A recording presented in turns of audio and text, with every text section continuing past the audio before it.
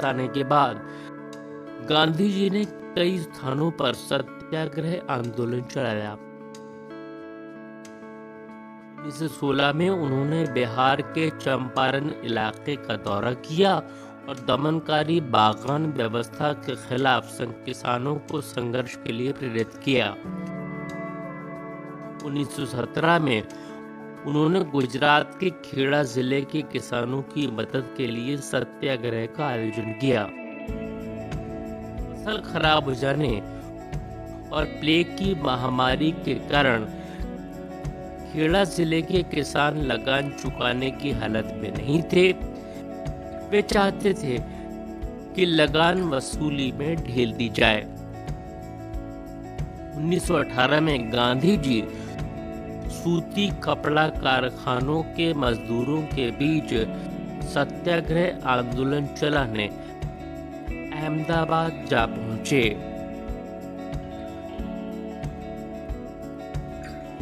Rowlatt act.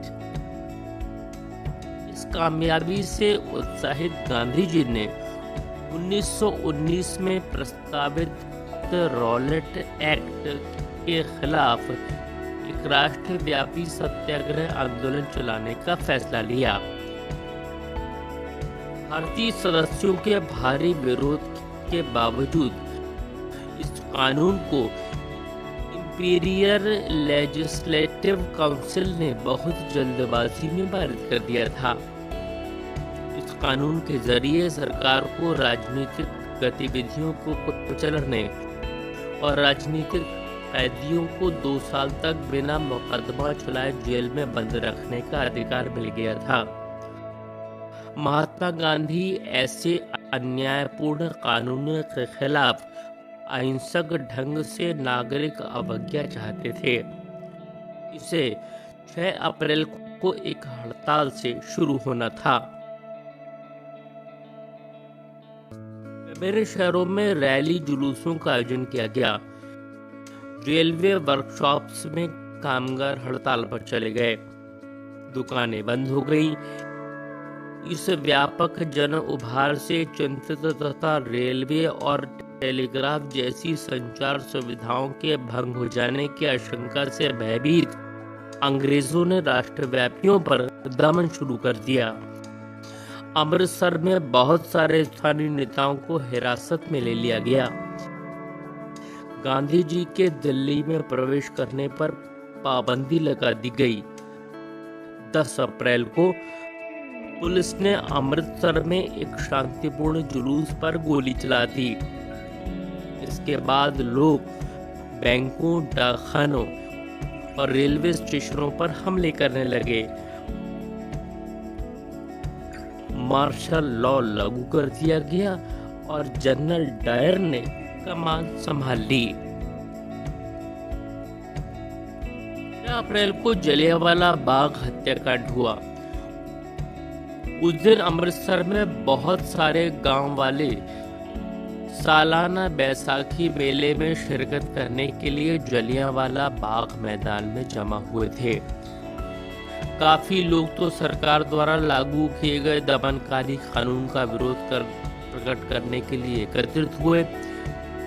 यह मैदान चारों तरफ से बंद था। शहर में बाहर होने के कारण वहां जुटे लोगों को यह पता नहीं था कि इलाके में मार्शल लॉ लागू किया जा चुका है। जनरल डायर हथियारबंद सैनिकों के साथ वहां पहुंचा और जाते ही उसने मैदान से बाहर निकलने के सारे रास्तों को बंद कर दिया। इसके बाद उसके सिपाहियों ने भीड़ पर अंधाधुंध गोलियां चला दी। सैकड़ों लोग मारे गए। बाद में उसने बताया कि वह सत्याग्रहियों के जहन में दहशत और विस्मय का भाव पैदा करके एक नैतिक प्रभाव उत्पन्न करना चाहता था। जैसे जैसे जलियांवाला बाग की खबर फैली, उत्तर भारत के बहुत सारे शहरों में लोग सड़कों पर उतरने लगे। हड़तालें होने लगी। लोग पुलिस से मोर्चा लेने लगे और सरकारी इमारतों पर हमला करने लगे। सरकार ने इन कार्रवाइयों को निर्ममता से कुचलने का रास्ता अपनाया। सरकार लोगों को अपमानित और आतंकित करना चाहती थी। सत्याग्रहियों को जमीन पर नाक रगड़ने के लिए सड़क पर घिसटकर चलने और सारे साहिबों को सलाम मारने के लिए मजबूर किया गया। लोगों को कोड़े मारे गए और पंजाब का गुजरावाला गांव पर बम बरसाए गए। हिंसा फैलते देख महात्मा गांधी ने आंदोलन वापस ले लिया। भले ही रॉलेट सत्याग्रह एक बहुत बड़ा आंदोलन था, लेकिन अभी भी वह मुख्य रूप से शहरों और कस्बों तक सीमित था। महात्मा गांधी पूरे भारत में और भी ज्यादा जनाधार वाला आंदोलन खड़ा करना चाहते थे, लेकिन उनका मानना था कि हिंदू मुसलमानों को एक दूसरे के नजदीक लाए बिना ऐसा कोई आंदोलन नहीं चलाया जा सकता। लगता था कि खिलाफत का मुद्दा उठाकर वे दोनों समुदायों को नजदीक ला सकते हैं। पहले विश्व युद्ध में ऑटोमन तुर्की की हार हो चुकी थी। इस आशय की अफवाहें फैली हुई थी कि इस्लामिक विश्व के आध्यात्मिक नेता यानी खलीफा ऑटोमन सम्राट पर एक बहुत सख्त शांति संधि सौंपी जाएगी।